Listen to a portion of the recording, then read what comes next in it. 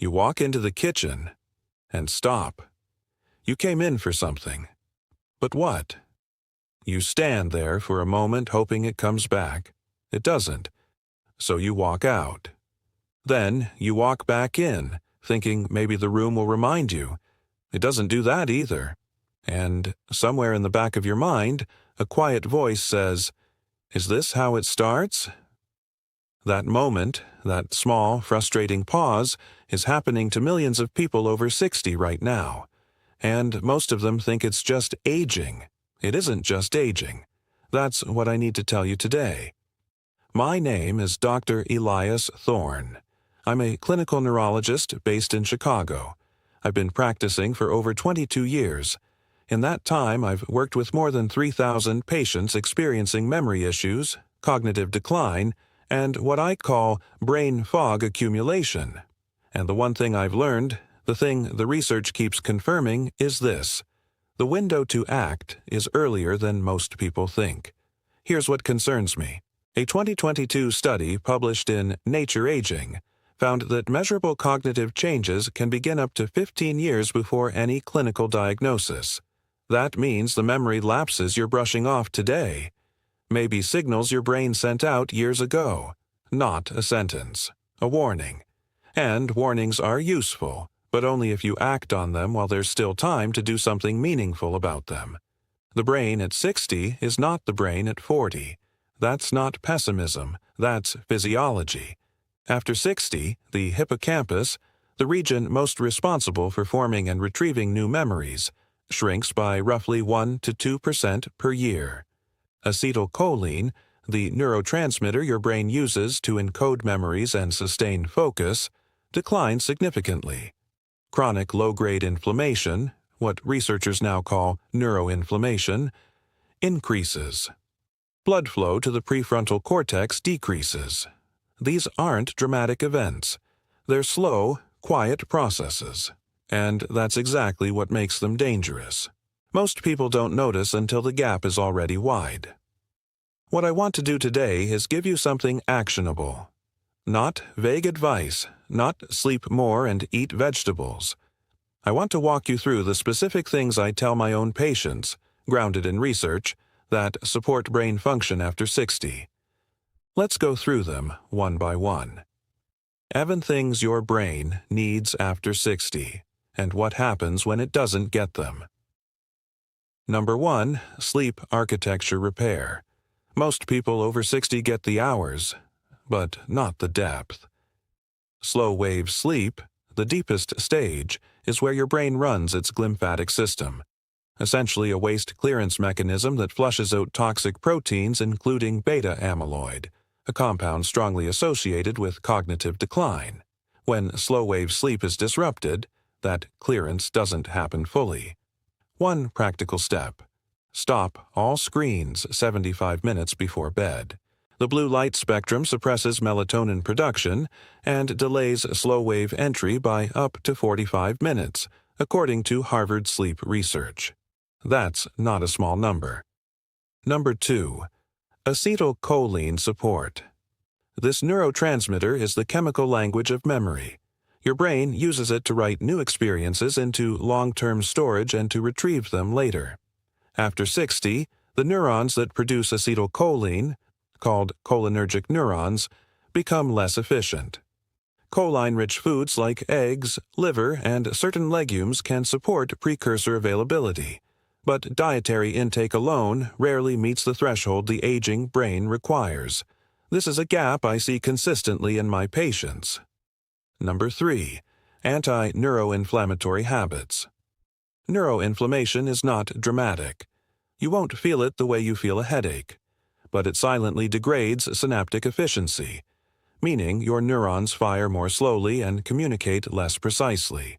Omega-3 fatty acids, specifically DHA, have the strongest evidence base for reducing neuroinflammatory markers. A meta-analysis published in Frontiers in Aging Neuroscience found consistent cognitive benefits from DHA supplementation in adults over 60, particularly in episodic memory.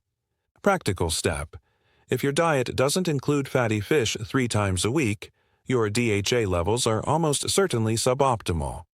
Number 4. Cerebral blood flow. Your neurons need oxygen. Oxygen arrives through blood. After 60, vascular flexibility decreases and circulation to the brain, particularly the prefrontal cortex, your center for reasoning and decision-making, can drop meaningfully. 20 minutes of brisk walking, 5 days a week, has been shown in multiple studies to increase cerebral blood flow and even stimulate neurogenesis in the hippocampus. That last part is important. New neuron growth in adults is real. It's not reserved for the young, but it requires movement. Number 5. Cognitive challenge variety. Routine is comfortable. Routine is also cognitively quiet. Your brain builds new synaptic connections, what neuroscientists call dendritic branching, when it encounters unfamiliar problems. Crossword puzzles are fine, but they're familiar. Learning a new instrument, a new language, a new skill you've never attempted, that's where meaningful structural change happens. The research here, including long-term data from the Rush Memory and Aging Project, shows that cognitive complexity in daily life is one of the strongest independent predictors of preserved function in later decades. Number 6. Stress hormone management.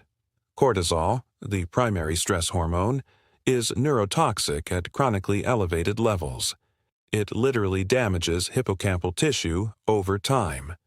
This isn't a theory, it's been demonstrated in human imaging studies. The hippocampus has a high density of cortisol receptors, which made sense evolutionarily.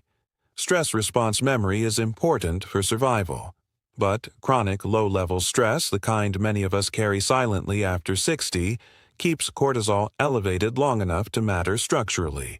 Breath-based practices, even 10 minutes of slow diaphragmatic breathing daily, measurably reduce cortisol levels. Simple. Underused.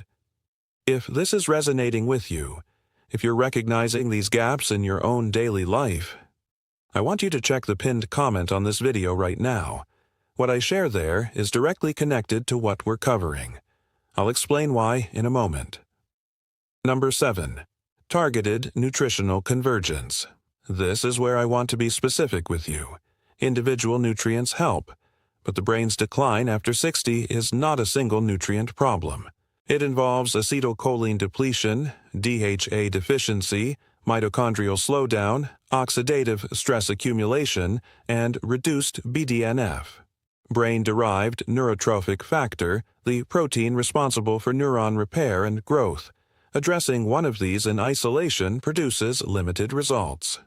What the research increasingly points toward is a combined, synergistic approach, multiple compounds working together on multiple pathways simultaneously. This is something I spent a long time looking for in a formulation that actually reflected the science. Most products don't. The research behind everything I've explained today converges on one point. I found a formulation that combines exactly these compounds.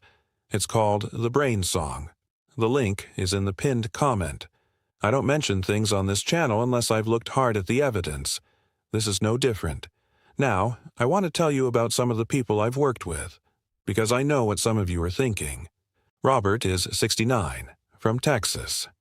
He came to me after trying 3 different brain supplements over 2 years with no results he could point to.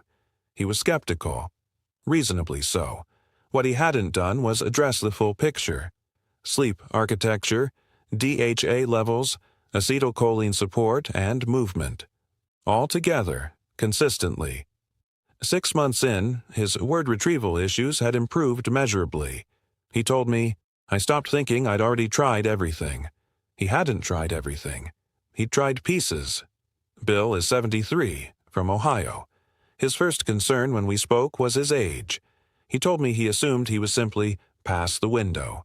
The research doesn't support that. Neuroplasticity, your brain's ability to form new connections and adapt, does not disappear at 70. It slows. It requires more deliberate support. But it remains. Bill began a consistent protocol and reported meaningful improvement in sustained focus within 8 weeks. Age is a variable, not a verdict, Frank is 71, from Michigan. His response when I walked through these recommendations was, "Doctor, that sounds like a lot to change for something that might make a small difference." I understood that reaction. What I told him is what the data shows. The compounding effect of multiple simultaneous interventions is not additive. It's multiplicative. Small changes on 7 fronts don't produce small results. Frank's wife told me at his 6-month follow-up that she'd noticed the difference before he had. The changes weren't subtle to the people around him. George is 66, from Pennsylvania. He was convinced his particular memory pattern, names specifically and proper nouns, was genetic and therefore fixed. There is a genetic component to cognitive aging. That's true. But gene expression is modifiable. The field of nutrigenomics exists precisely because what you put in your body affects how your genes express themselves, including the genes involved in neuroinflammation and neurotransmitter production. George's name recall difficulties improved over 4 months. Genetics set the range. Your choices determine where inside that range you land. Here's what I want to leave you with. The brain at 60, 66, 71, 73. It is still responding, still changing, still capable of being supported in ways that matter. But the trajectory is not neutral. Without deliberate action, the slide is slow enough to miss until it isn't. The research on this is unambiguous. The earlier the intervention, the wider the window of meaningful impact. The pinned comment on this video has the link to The Brain Song, the formulation I referenced earlier, along with the key research I've cited today. Go there now, while this is still top of mind. Not the description, the pinned comment. I've spent 22 years watching patients wish they had started sooner. I'd rather you not be one of them. Take care of your brain. It's the only one you have.